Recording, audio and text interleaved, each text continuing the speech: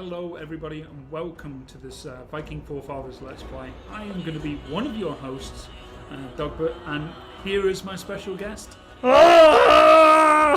one and only Lionheart. Hello! So he will be doing the Let's Play today. I will be here to just give him some tips every so often, because you know, I've got some experience. Yeah. But I haven't quite got the horned helmet, so I think you're going to have the edge on me. This fine beard. Yeah, most definitely. Oh, very radiant. Majestic. So we're going to go through the Viking Forefathers DLC. So if you pre-ordered Attila, you will get this lovely DLC back, and the free Nordic factions of Junts, the Danes, and the Geats. And yes, I had to say those names 100 times in my head to get them correctly. So without further ado, I'm going to let Lionheart go over a few of these factions. Yeah. So let's have a look at the Jutes. So start off with their religion, Germanic paganism. They've got the cultural trait which all the Viking factions or the Norsemen share, Viking raiders, which gives them a plus 75% from sacking, looting and raiding. So really an emphasis already on just pillaging as you go. It's not, I mean, you've got the horde factions in the game which are kind of raise and move on. These guys are just destroy as you go, loot, pillage. True Viking fashion. Very true. And the starting locations are Junts up there in Denmark, or what is Denmark now. And then you've got Copenhagen for the Danes, very apt. And then the Geats here, starting up in Sweden, southern Sweden. So, so the Viking trait, definitely, they've all got that. And they all have their own faction-specific trait. So for the Jutes, it's despoilers. So extra income for every unit destroyed, and income plus 200% from raising settlements. So that's on top of the 75 that they've already got. So that's a huge amount of bonus income you're going to get. So really, unless you don't think that you can stick around for a couple of turns to lock down that public order afterwards, you know, you're going to want to raise every turn. Surely you get a chance. If you need some extra war funds to keep on pillaging and keep up the fight, you're just going to want to keep raising as you go. Yeah, Plus, it's non-stop. Plus every time you kill a unit, or destroy a unit rather, extra income. Yeah. It's payday all the time for these guys. Yes, so as long as you're on the offensive on a regular basis, you're going to be constantly making a lot of money. So definitely embody that kind of Viking spirit will become very evident later on. You're not going to want to necessarily be sitting back for too long, because it seems like all the good stuff in life for the Jutes is just a raise away. Yeah, and well, this lovely shield here. Obviously, one of their special units as well is going to be the Housecarls, and the Royal Housecarls as well. They are big, two-handed. Yeah, they are dangerous. Wish we had one. Yeah, I don't think health and safety would allow me. Or, well, maybe you got the helmet. Got the helmet, surely. Yeah, It's like, excuse me, I'll have your finest two-handed axe. This guy right here, he has a two-handed axe, and he's just one-handing it. Just one hand and a shield, which is a lovely shield. So that's the Jutes. My personal favourite faction out of the three. We'll move on to the Danes. The Danes, potentially one of the most recognisable of the Nordic factions, or the Norsemen. So again, Germanic paganism as their religion. Cultural trait, Viking raiders, and faction trait is Seaborn. Now, this is a mechanic I didn't actually know about. Yes. You explained this to me earlier, which is transport ships in Attila, so that obviously you can't just go with your transport into naval ships, and they're not going to be equal because it's a transport. They're not men that have been trained to fight and live on the sea. So, by default, armies that go into the sea will suffer from seasickness, and again in high sea attrition areas, they're going to take attrition. They're going to lose men if they go into far out parts of the sea, unless they hug the coastline. However, the Danes, they don't suffer seasickness. They're immune to seasickness, and they're immune to high seas attrition. So you can send these guys anywhere for quick raiding. Again, with that Viking raiders cultural trait, they can just go, they can raid. They don't have to go hug the coastline, which will take longer. They can just go straight across the sea. With their starting position, maybe that will be the sort of the north sort of Germanic coast, or you could go over to England, start raiding, sail on back. You're happy. You go for a little holiday. Yeah, I Sounds mean, the immune to seasickness is so useful, but they've grown up with sailing on a regular basis, so for them it's not difficult, and they definitely have an advantage there. Yeah, with the high sea attrition means that they can just go into uncharted waters where other people would fear to tread. Seasickness for other factions. What sort of effect does that have on the units in a transport then if they are suffering from seasickness? They're just less effective. Lower morale, lower combat damage. Just across the board, they are just not as effective. Yeah. So for the Danes, their transport ships are very powerful, and their navy ships are literally almost untouchable. And they have special units for that as well. Exactly, they have the fearsome dragon warships. Yeah, they've got some. I think they have 2 special naval units, and they are deadly. And more importantly, they're not only deadly at sea. The whole thing about the Danes is they can just go with their navy. Once they disembark, these aren't just kind of normal Marines, which are normally pretty reasonable mid-tier units. These guys are going to be really strong. Some of them, those dragon ships, elite units. Mm-hmm. Even when they disembark, they're ready to fight and they're ready to pillage, raid, and conquer. That's what they do best. On to the Geats in southern Sweden. Yeah, so Germanic paganism again, cultural trait of Viking raiders. Now they have a very interesting faction trait, cold blood. Yes, and in a world where the winters are getting longer and the snow line is slowly moving down across Europe, this is an amazing trait to have. Probably one of the best. When I've been playing, I've kind of found that the ability to campaign all year round and not have to worry about the snow attrition and so on is brilliant. And more importantly, even when you're on the defensive, the armies come for you, and they can siege you. They can do whatever. You can retreat back in safety, and you're immune to snow attrition. So I'm just going to wander through the snow. Yeah. And more importantly, then you can attack through. So if you've got a very decisive battle, and you know it's going to be close, and they always happen. Wait until winter and then launch that attack. That extra morale will help you decisively in most cases. Traditional campaigning for armies would have been during the summer or the spring.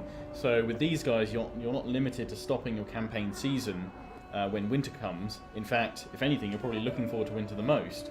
Yes, and more importantly, like with that bonuses, and like I said, that snow line is going all over Europe, so you can sit down and wait for the winters to get longer and colder, and then start going out and raiding. And that is an amazing faction trait, and easily I'd think one of the best in the game. Probably, definitely. I mean, the Danes had a good start with having immunity to seasickness, but immunity to snow attrition. Seasickness, snow attrition. Snow attrition.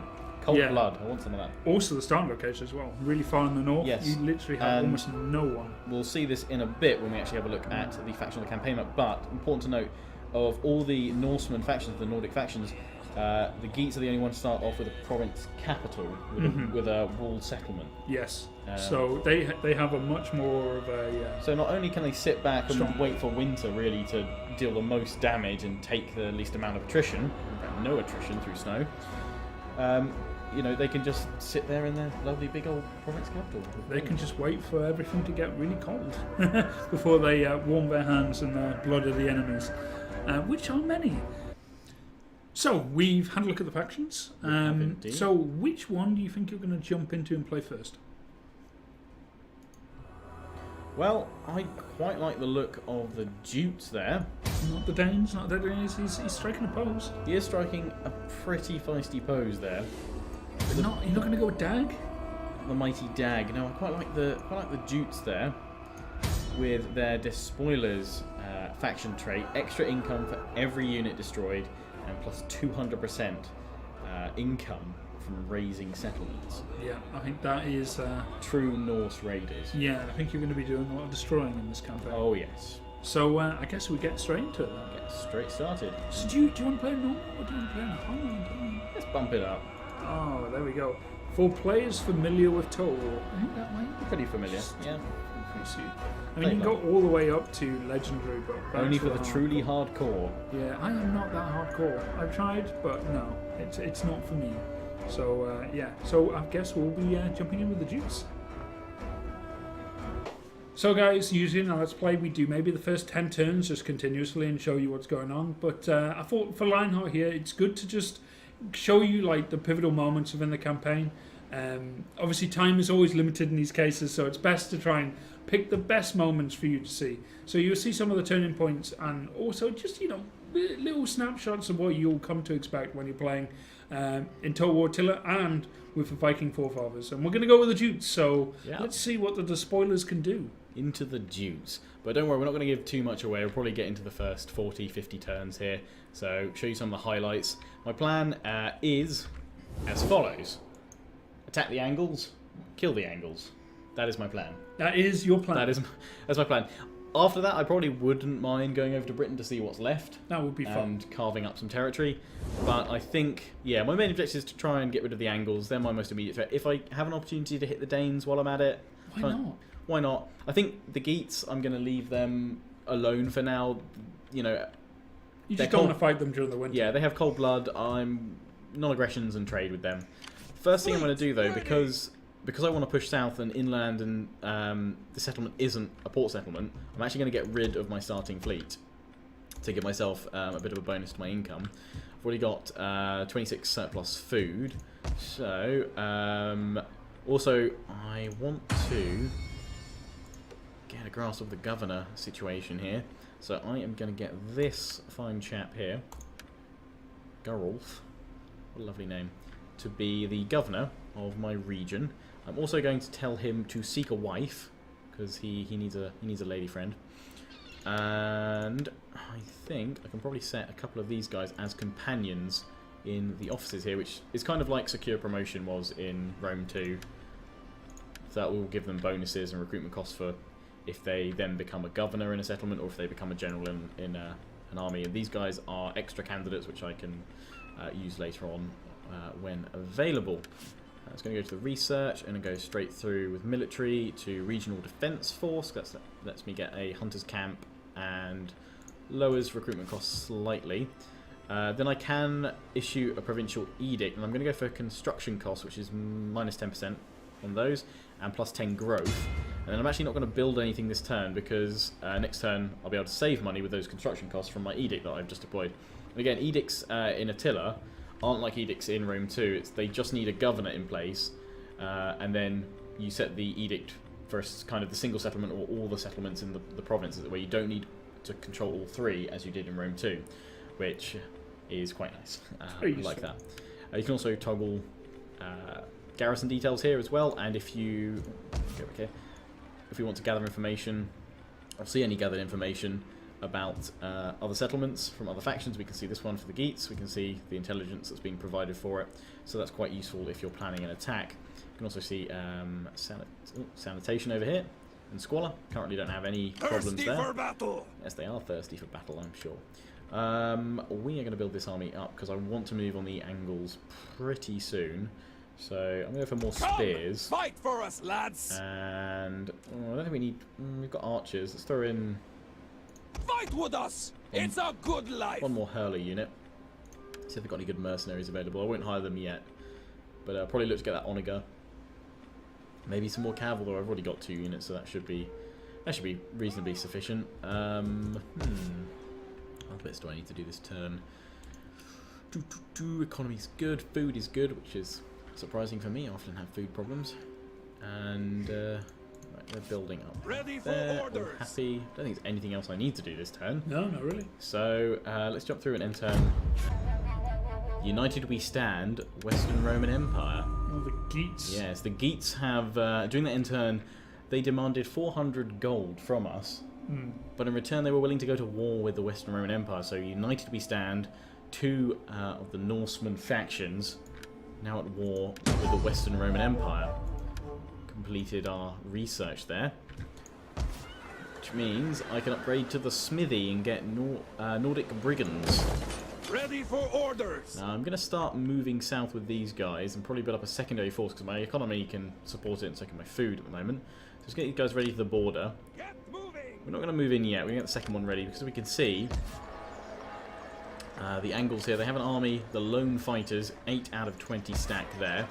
And if we have a look at the garrison details, which is a nice feature in Attila, you can easily see which units are readily available.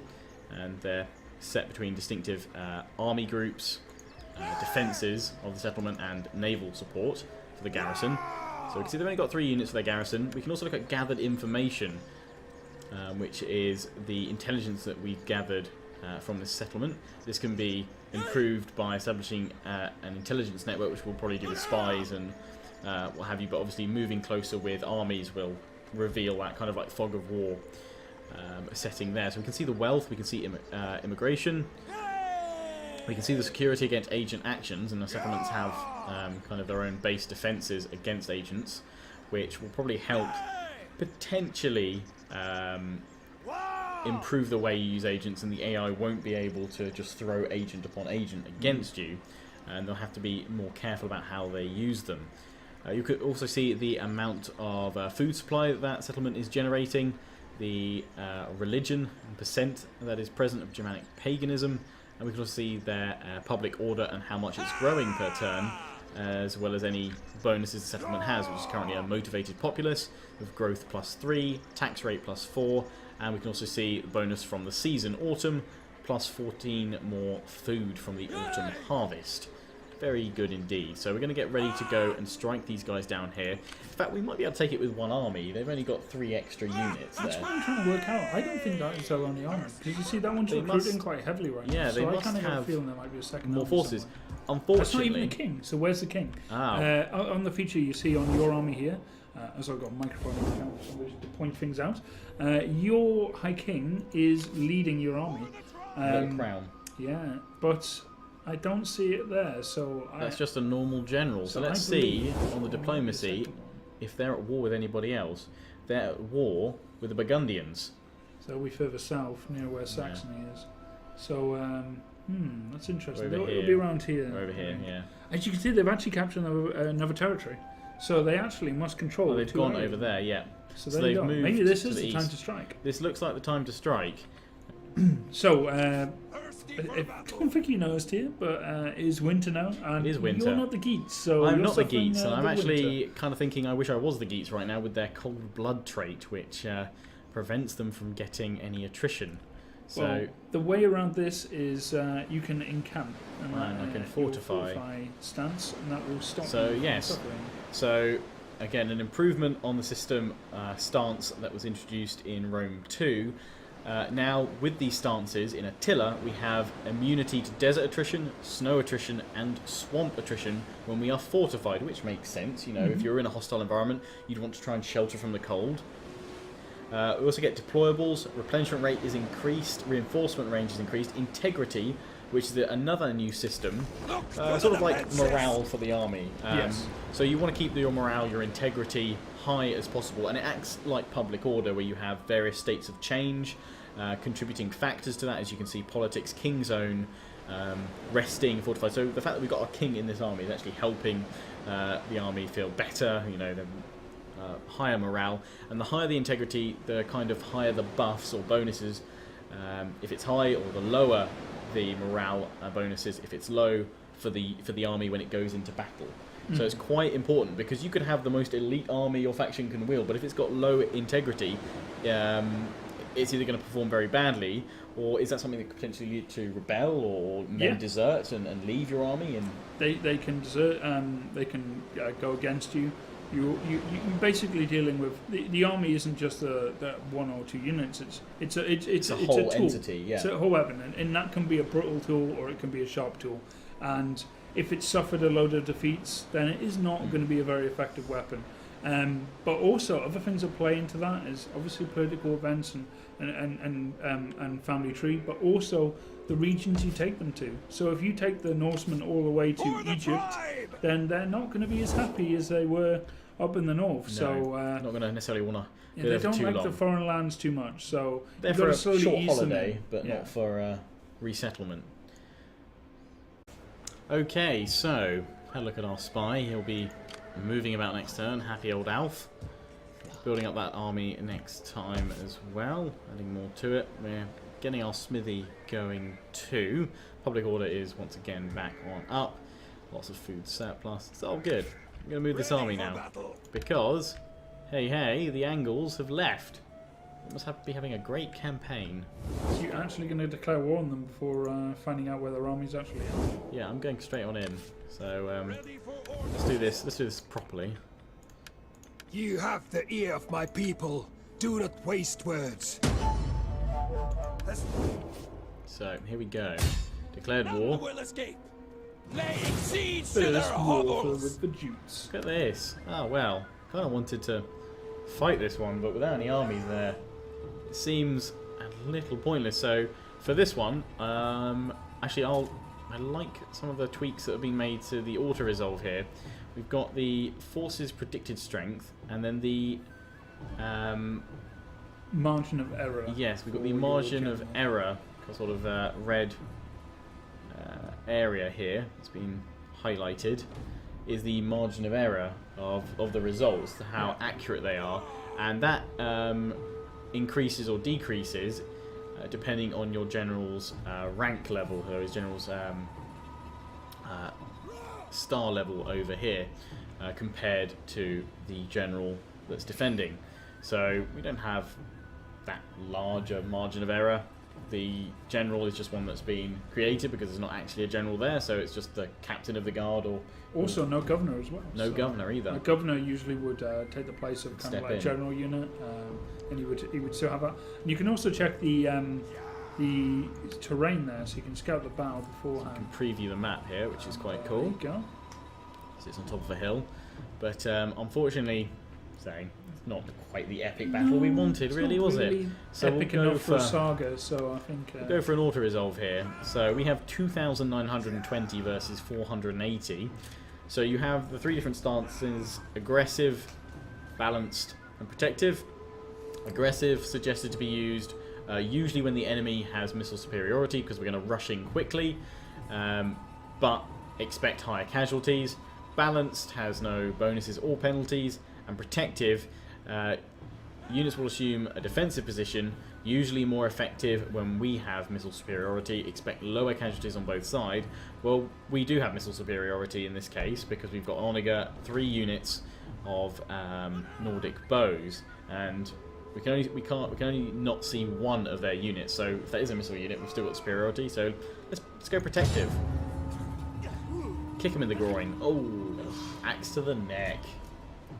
this is my favourite animation. Anything involving kick to the groin. Well, it was and then actually a. Oh, was it a missile troop? The brigands, sort of like yeah, skirmishers that'll be or something? skirmishes. Yeah. You can tell by the icon at the bottom there. So spear units are always the double spear. Swords, and javelins always the There we go. along Nice. the sides there. So we lost 138, but the enemy lost all of its forces. We captured 81 of the enemy. Right, so we're back. A couple of turns on, we've moved our spy, Alf the Brave, and he's finally discovered the Angles King. He's way over here, away from their other settlement, which, if you look at diplomacy, yeah, they're at war with the Burgundians. So that's where he's gone off to. He's gone to try and threaten the Burgundians' lands. They're down to one settlement now, so that will be the end Yeah. of them if I get captured. So yeah, if we take out this settlement here, we can get rid of them. Warriors all. And we're in range, even with that Onega in our force. So let's go for it. We take this settlement for the tribe. Laying siege to their hovels. Okay, so we're deploying with just shy of 3,000 men, and the enemy has just shy of 2,000 with their garrison reinforcements, or rather, just their garrison actually, not reinforcements, part of the same one. So we've got a ship there, Nordic Light Marauders, a couple of units there, and these guys now. I was worried about their cavalry, but then I remembered I've also got some cavalry hired as. Oh no, they actually started off my army. I've just actually hired some of those guys in another army. That's why I'm getting confused. I've got that Onega, which is a mercenary unit, which is going to be fun. And now I finally get to explain why I hired it. Once we get onto the battle map, I'll show you guys. So You can scout it out as well. yeah, the auto resolve doesn't look that great. It looks like we'll probably just about win if that margin of error is to the maximum of it. We can see the terrain as well for this settlement. It's not a province capital, but it will have some fortifications in there, wooden palisades and what have you, which we'll see once we get into the map. So that looks pretty good. Probably be attacking from sort of here, this sort of area. So that looks good. We also got all these bonuses we can see for my army from my general and his wife. And the same for the general over in this settlement. You can see the integrity of the armies and what have you, but our army's integrity was at about 80%, I think. Yeah. So we're not at a disadvantage there. So we're going to fight this battle on the battle map. To the battlefield. I do want to know. But anyway, it's quite an expansive city.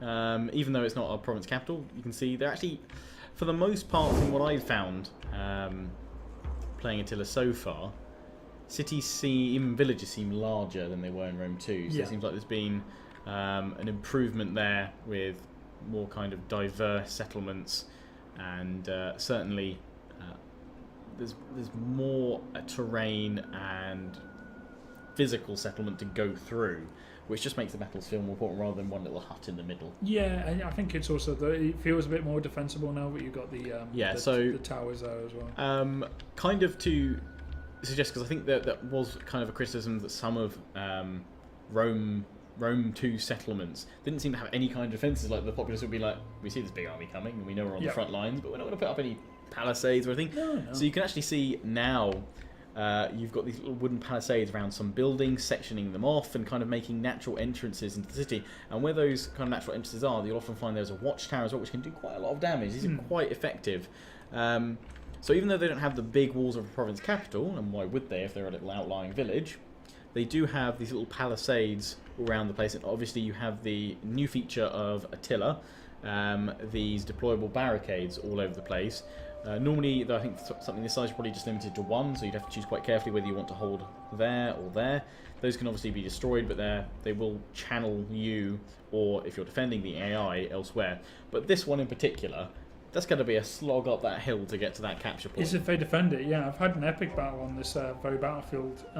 When the Angles, who were my client state, declared war on me while I was at war with someone else, and they attacked my garrison force, and they fought tooth and nail all the way up this thing, and slowly but surely cut me to pieces. Right, well, I can go from multiple points. I can try and go through the lower city as well, potentially flank round any forces here. I've got enough men to split my force up a little bit.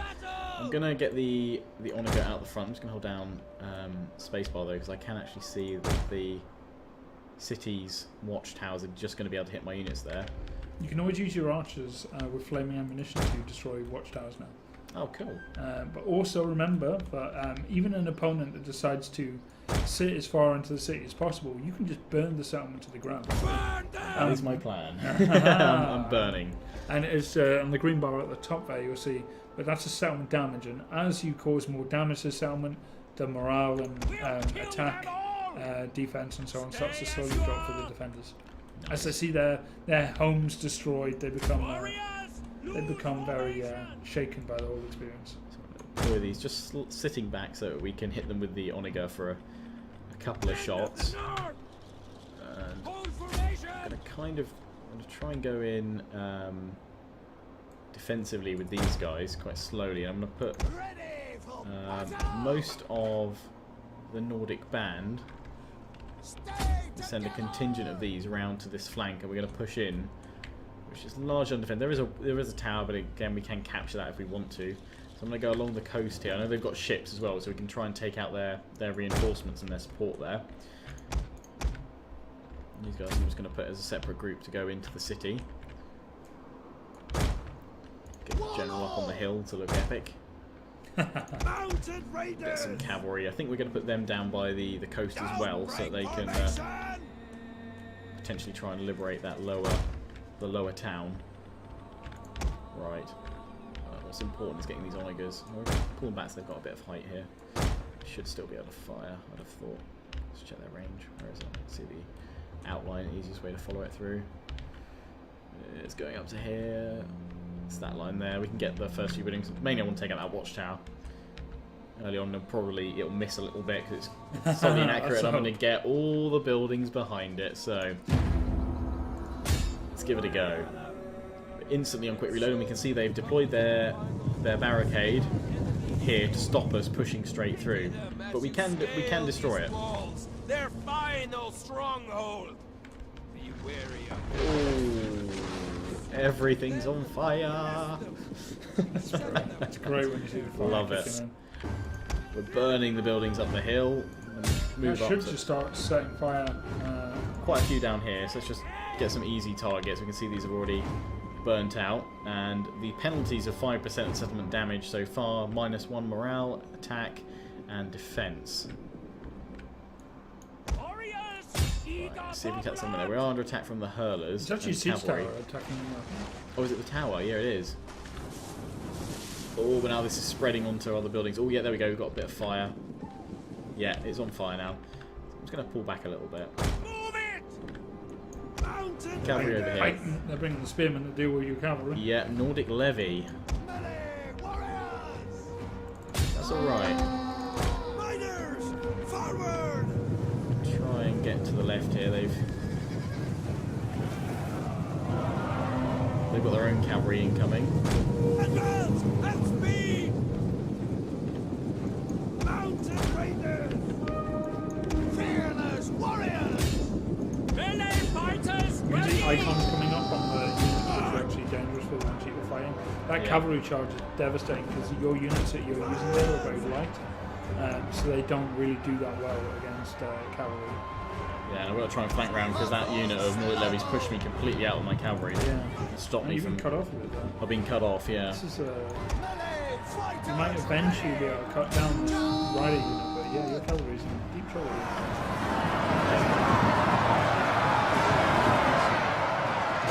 Advance at speed! Riders! Forward! Riders! Advance! Oh, we've got cavalry coming here. I don't think we're going to have enough cav to... This is going to be a bloody fight.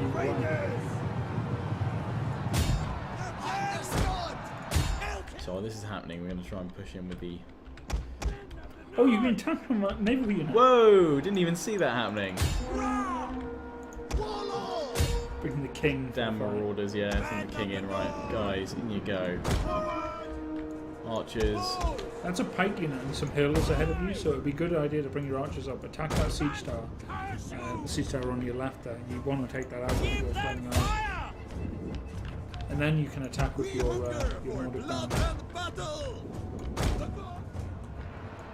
You slowly run out of whittle away that spear. But at heavy cost. Yeah. And look, while they were shooting at you with the siege tower. Yeah, the siege tower's gone over there. Caught fire. Oh, we've nearly captured that tower there, though. Try and bring a unit round to the flank here.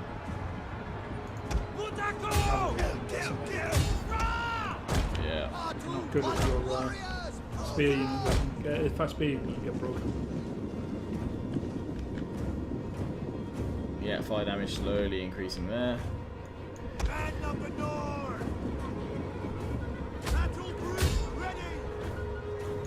Okay, so we're getting rid of these guys here. I'm going to wait till they're completely broken and shattered. Yeah, your general is the most powerful unit on the field, and his morale effect alone will turn the tide of a lot of fights. So he's a good unit to be constantly in the thick of the fighting. But obviously that does bring up dangers, being the faction leader and king. Characters invest quite heavily in it. Yeah.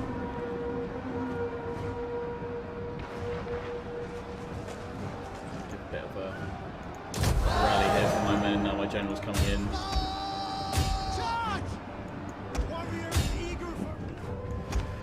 That king is still sitting up on the Yeah, he's still sitting up on his hill. throne. They've defeated me over there, but I'm now being able to pull through this area here. So at least it's helped divide some of their forces, if anything. Get your skirmishers to annihilate those units in the centre then. We will pierce their hearts!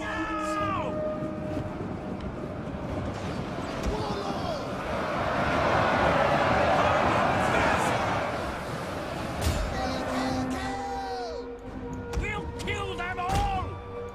Close up now!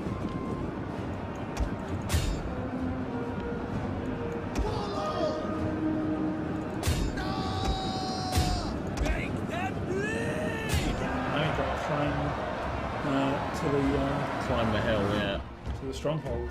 Just Still burning our way all the way up here. As you said, that set off a chain reaction all the way up to the top. So we can see actually it's gone to orange now. Yeah, 33% of the settlement has been damaged. -6 morale, melee attack, defense. Oh, there we go. There's their general. They're waiting here. Tight formation. Nordic warlord. dangerous unit. Yeah. And and I've run out of missiles on my troops.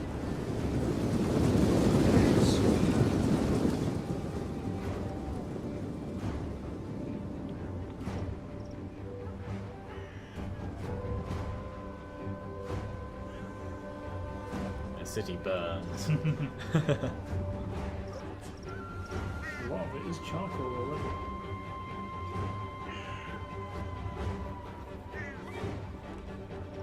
Look out, you're moving! Here's the general!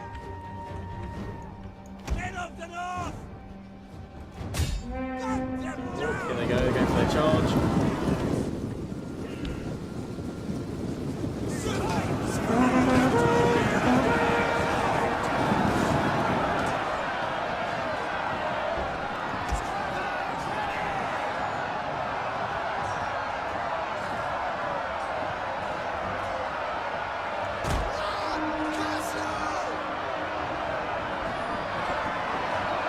Slowly pushing them back.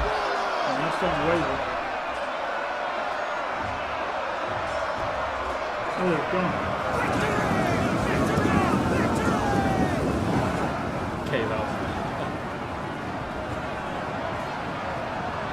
Well, what happened?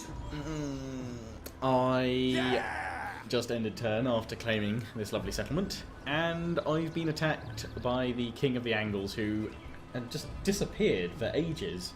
He'd been going after the Burgundians, and now he's returned with a large army. Ah, And my army's a wee bit weakened. a wee bit big. It looks like you took a bit of casualties as well. But, Yeah. oh, you've got no choice on this one. I have You no to choice. fight. I have to fight, so... It's king versus king. I mean, the margin of error... Yeah, no auto-resolving on this one. No, it's either I'm dead, or I you're might... dead. Okay, or I'm dead. I was saying I might just have a small chance. But No okay, chance I'm you would be definitely... dead. Okay. He's going to fight you during fog. We hunger Oh, for I've got a blood barricade and as well. battle! Yeah, everything's still burnt from when I tore through it. So, the morale... Oh my god. It's 63% damage. From how much? Because I sacked it as well. Oh my god. So because you've sacked the settlement. I'm screwed. Oh dear. This is dangerous. I am not... Look, everything's burnt. It's Even your that. fault. You told me to raid. They're a raiding faction. Oh, raiding factions are good. Lionheart, yeah. I'm gonna pull back. And You just even hold. have the. You don't even have any of the watchtowers. No, I all know. of them. All of the watchtowers I destroyed. Yeah. Oh dear. Oh dear. Oh dear. This is not gonna go well, is it? Right, Onigers. I'm trying to think if there's a nice high spot. Would it be a good idea? Well, they're not I gonna don't clear know those if there's buildings, any are high they? spot. There's. Are they going to be able to clear those buildings? Potentially not. Let's have them down here. No, because they're going to be open to it. There's plenty of high spots up here. You can put them up here. I'm sure. Yeah, you reckon here? Yeah. Yeah, they're going to clear those buildings, aren't they? Yeah, they'll be fine. Cool. Right, I'm thinking I'm just going to defend here, like Yeah, down I there. think that will be. Why spread out and open myself up to more attacks? Yeah. So I'm just going to either channel them round this way, Yeah. because normally there'd be buildings here which would stop them going straight through. Yeah, but look, they I could just think pile this is on gonna through be very now. difficult. Yeah. Okay. Yeah, So right, let's think about this. let's- Let's think. We've got the archers. I have archers. We've got spearmen. We've got your High King here. We can This do is this. the High King that has ventured to the south. Ready for battle! So you've got this higher plane. So you've got plenty of places to hide your archers. Thinking maybe 2 archers We'll here with some kill them spears and then all. archers there to start with. Hold! Yeah, you might want to put a unit that's like in front of the archers, like in front of the barricade. In front of the barricade. So they're gonna die, They're but gonna they're die. gonna be at hold long enough, maybe for your archers to do a significant amount of damage. Okay. But don't forget they got artillery piece. They do. Oh. Right, well I'm going to put this unit of spears here in front. Following your suggestion. The only thing that could go wrong is they could land artillery right on top of it. Yeah, they could land artillery right on top and that would really... Also, you know what? I think the best thing to put on that barricade are the weakened units. Yeah? And then everything else should to defend them. then put these good units on it if I get the opportunity, if I can take out the Everything should artillery. stay between these two wooden pillars, I think. Put these guys behind here. And then... Let's group all these guys, so don't leave that unit out there. Yeah, I think think you're that's going to have to... maybe- Your depleted units should be the ones that Okay, sacrifice let's take them. themselves. Right, I'm going to put these guys in kind of... I'm not going to put one in one group. They're Yeah, going you to be... want individual things here. You can probably put two at the very front. Yeah, ooh, spinning camera. Right. Men of the north! Let's put them behind these tree stump carvings. Wish I had these guys with like a spear wall on. They will at later levels, but Yeah, later levels, they but might not even live that long. they won't. I think maybe you should get another unit right in the middle of them as well. Would be a good idea. Are you in the middle? Gap, yeah. That's sweet. There we go. Group them up. Nice. Right, they're all grouped You there. have our spears. Right, and then these guys are going to be reserved. We can probably tier these guys just in bits, Men of the North.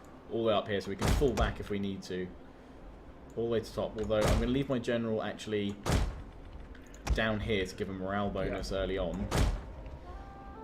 Death from above. Only because please do not hit my general by mistake. No, they won't do that. They will bleed. This for is us. open here, so they'll get flanked. Oh look, the civilians. Hey civilians. They don't want to You come. might want to run.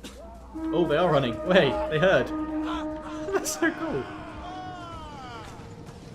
Oh, here they come. Here comes the horde. Oh, archers firing. Here they come. Oh, they're going to flank me around here. Men of the North. Trappers ready. Could support them with spears, but then I break apart my formation, really. It's up to you at this point. I'm pulling back a little bit. Get the spear unit down here. Just to hold for a bit. Bound to death. Right, yeah, we're going in and taking out that catapult. As much as I would love to see this, I need to see what's going on down here. Men of the North. Yeah. Oh, they've broken through at the same time.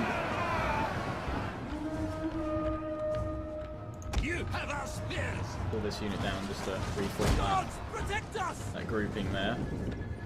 Men of the North. Ooh, all those units just went. Yeah, they weren't going to last very long. We'll kill them all. The artillery's only start shots. Yeah. See how my cav's doing. Yes, we got rid of their Onager. Well, it's the mini victories that count, isn't it? It looks like your spears are going to go soon. You're going to throw the high general in. His king's coming in the fight. Yeah, that's his general there. If we can kill him early.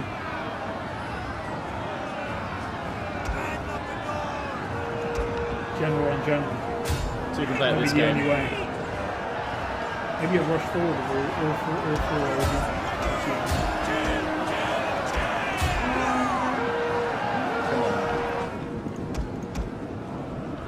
Oh damn, they brought their cavalry up towards mine. I'm gonna have to go for the charge though. The guy's going to be broken in his hand.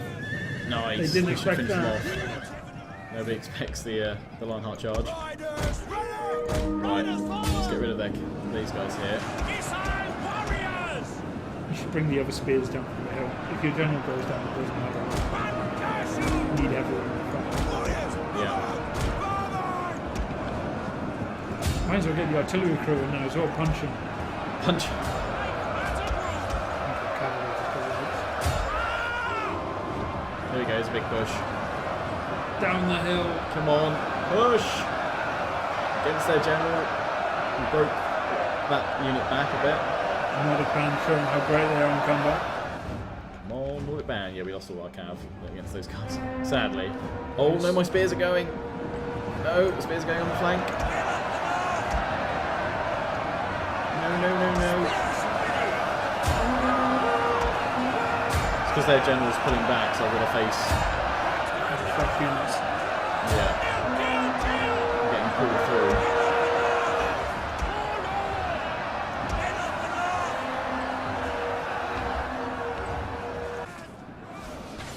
And if I try a whistling shot. Yes, anything at this point adds some live ammo. Ready for battle. Them Oh, look at whistling. those arrow shots coming right down onto that attacking force. Oh, I'd start to break a few of them. Yeah. There we go, whistling shot. Whistling shot on the Push back face. onto their general.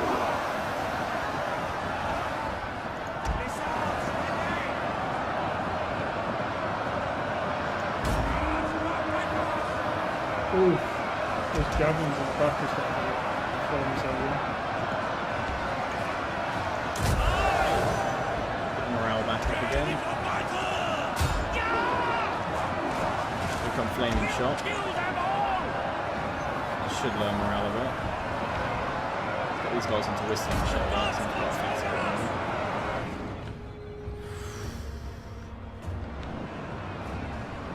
The general's starting to flee. You might get him. You might get him. Yes, yes, they're going. Charge, charge, charge. Go. Yes! Victory! There's an arch unit still in the corner, hasn't arrived yet. No, there they go. Charge. Keep charging them down and see corpses as well. So, victory, but costly one. Costly victory, but it's still a victory.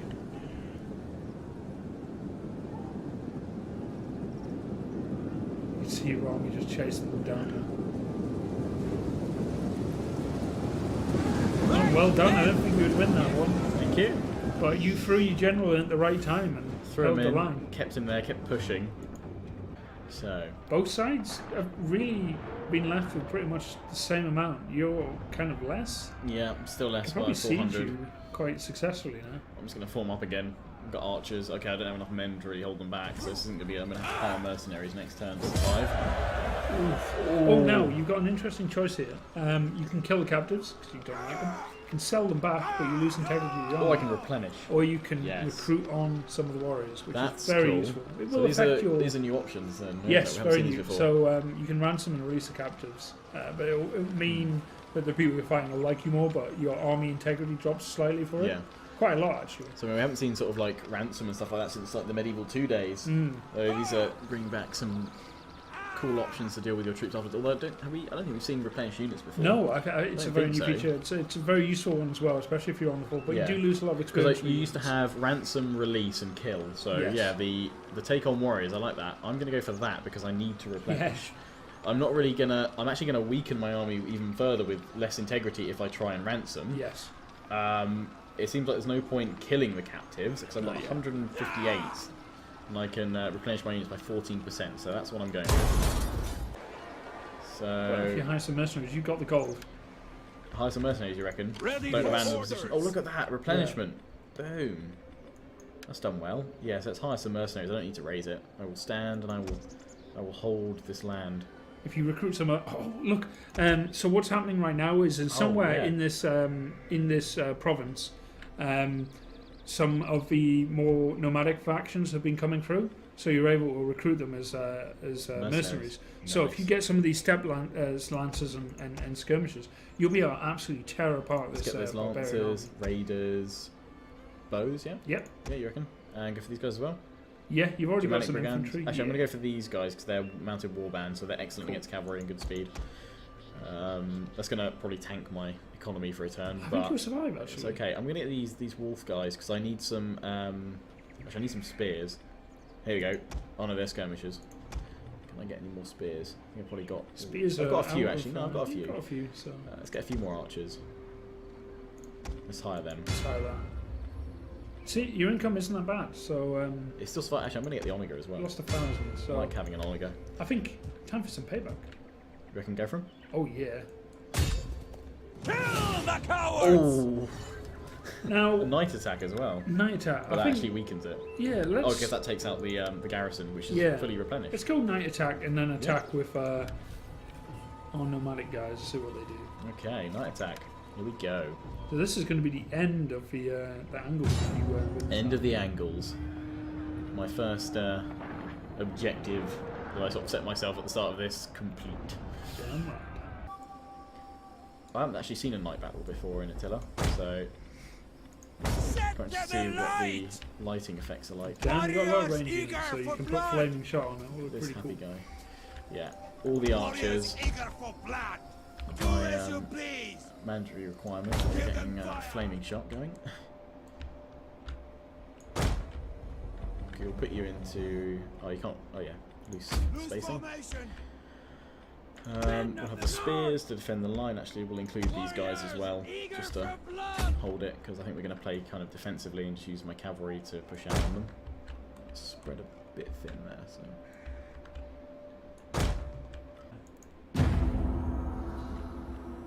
Nice. Now, men, We go to battle It's like how they live a fight for all we little hold torch dear. right in the middle. For today, we shall defeat these sons of whores. That's cool. Take their land, their women, and then feast. So if you want to keep that formation, just group everyone there, and then press G. Now move, just press forward. Keep the formation that you set in. Yeah. So That'll be enough for he's everyone. coming forward. Looks like. They're coming forward actually, aren't they? Yeah. Gods protect us! Warlord! General wants to be here for the action. Oh, that looks nice. That's very nice. Burn.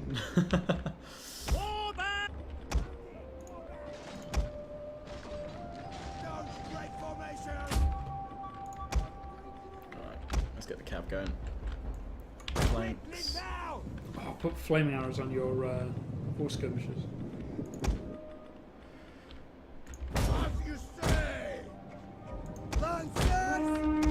Archers are about to start firing. Come archers. All target the same unit. Annihilate it. Nice. Oh, that's gonna hurt.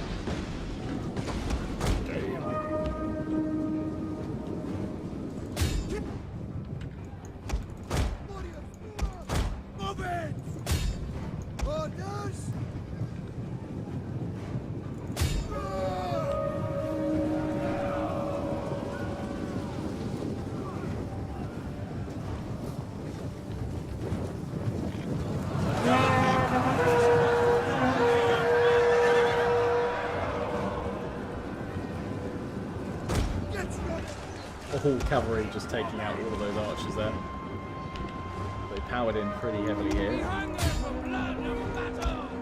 sort of abandon the formation there. Just throw everything in.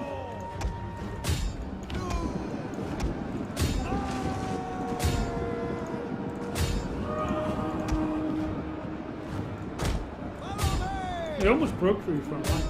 Yeah, nearly, but they're all dying now. With their general so far away. All that flaming shot. Yeah. Okay, archers, you can stop now. Stop killing my own men.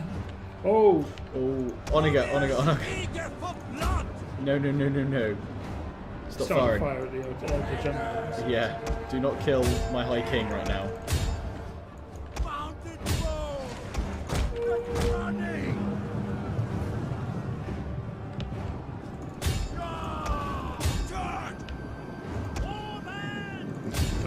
Killing an entire unit gets you more gold. Yep. Hence why cavalry is so useful for this faction. Skirmishers onto their general.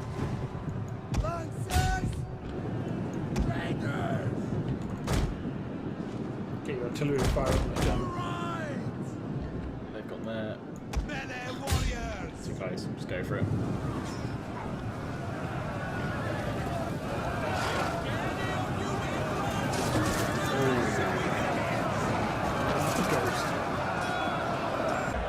Go for replenish again. I think that's always the win.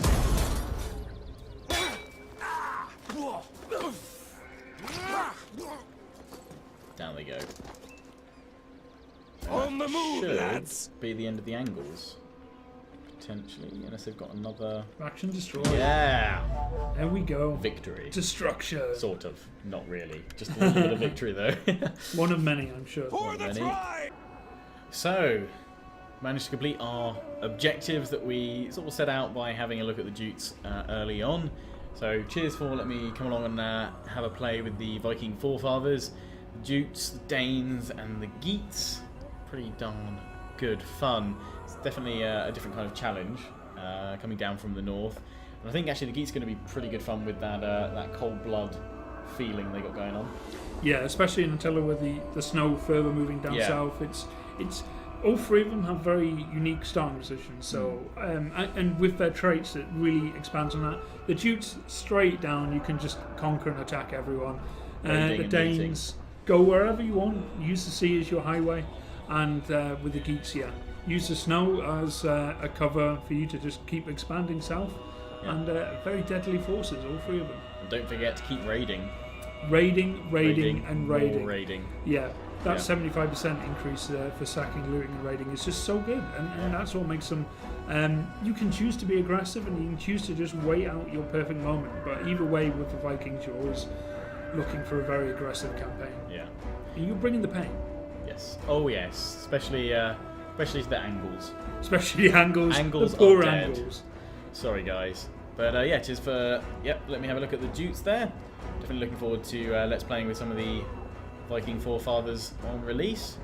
Yeah, I'm sure you're going to have a few of your followers being like, yeah, I think you should play this faction now. I would like to see this. So Yeah, I've actually let's see what we get. got a faction vote going on at the moment. The Danes are winning, but perhaps this has persuaded some of you to check out the Jutes. Oh, it's the Royal House cards for me every time. So thank you very much, guys. I hope you enjoyed the video. Ciao for now.